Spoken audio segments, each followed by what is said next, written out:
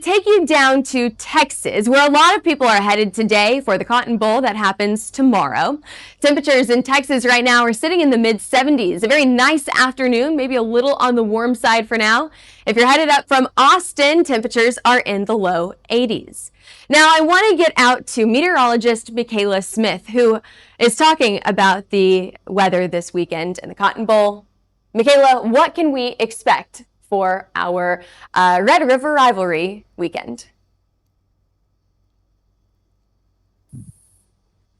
Taylor, it is definitely hot out here. The temperatures and kind of what we're seeing today are going to be the conditions that are very similar tomorrow in Dallas. Lots of sunshine and warmer weather. In fact, the game is a 2:30 start. That's when the kickoff is. And temperatures at that point are going to be right around those mid to upper 80s. Now, once you get to halftime, the middle of the game, we could be talking about temperatures right around 90 degrees. So it's going to be another warm game for the Red River Showdown this year. And then if you plan on being at the State Fair after the game, you still want to make sure you're staying plenty hydrated because those temperatures are only going to drop back into the 80s. But lots of sunshine in store for you tomorrow, very similar to what you're seeing outside behind me right now. And those winds are also going to pick up just slightly kind of towards the second half of the game. Winds will be out of the south tomorrow at about 5 to 10 miles per hour.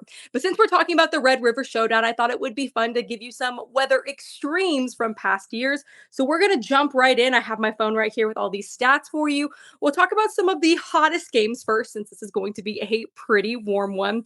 The warmest kickoff temperature ever recorded for an OU Texas or Texas OU game was back in 2017. It was 92 degrees at kickoff, but that wasn't the hottest temperature for the game because when we had these 2:30 kickoffs, temperatures get a little bit hotter in the afternoon. So the hottest game high temperature actually was 95 degrees. That was back in 1975.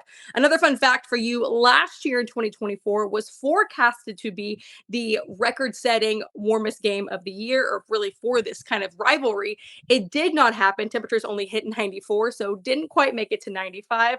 But then the very next day, Dallas had a temperature of 98 degrees. Aren't we glad that that happened on Sunday and not on Saturday when this game was occurring? Now, for cooler weather, unfortunately, we could hope for it this year. Not going to be the case. The coolest kickoff temperature was 50 degrees. That was back in 2020. The coolest high temperature, though, for a game was back in 2000. That was 55 degrees. And then the coldest temperature that we've seen for an OU, again, Texas rivalry type of game, was in 1906. That game was actually hosted in Norman. So it wasn't always a neutral site like it is now. Some of the games were in Austin, some of them were Oklahoma City or in Norman. This one happened to be in Norman. And again, it was in 1906 and it was 38 degrees.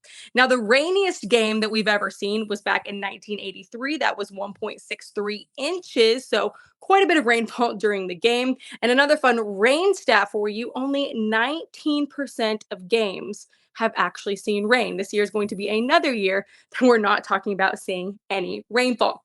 A few more fun stats for you. Since the rivalry started, the average temperature for October in Dallas is right around 81.5 degrees. So we talked about the high tomorrow being closer to 90, means it's going to be above average. But if you've been kind of keeping up with our forecast the last several days, we've been telling you guys that it's going to continue to be above average for October, which is a little bit of a bummer if you're ready for more of those pumpkin spice and fall-like temperatures.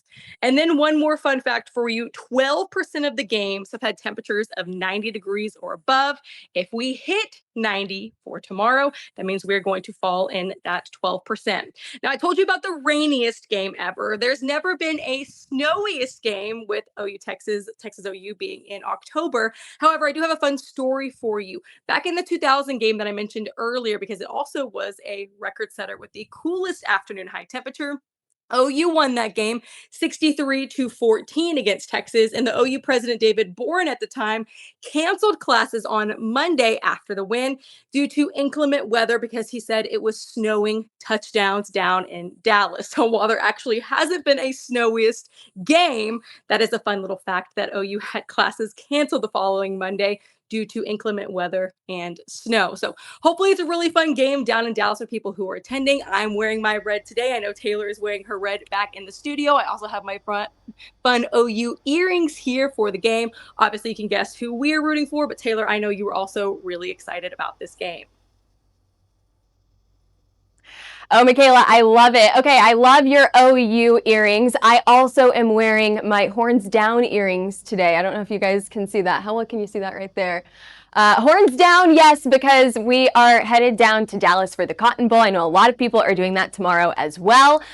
So Boomer Sooner, let's get ready. All right, now we are going to move on to the rest of the forecast. We've got a high pressure system that's sitting across the central portion of the U.S. And as Michaela was talking about those warm temperatures that we're expecting for this weekend, all of that is thanks to this high pressure system right there. So wherever you are across the U.S., you're probably feeling that heat unless you're out on the West Coast. That's where the cooler temperatures are going to be and some rainy weather as well. Now, I know a lot of people are asking, when are things starting to change? Away from that high pressure, away from that warmer weather, and more into that fall severe weather season that we're used to. We often see a second severe weather season this time of the year. Well, things look a lot more classic for that type of setup as we head into next week. What we're seeing here is we're seeing that high pressure system still hold into place.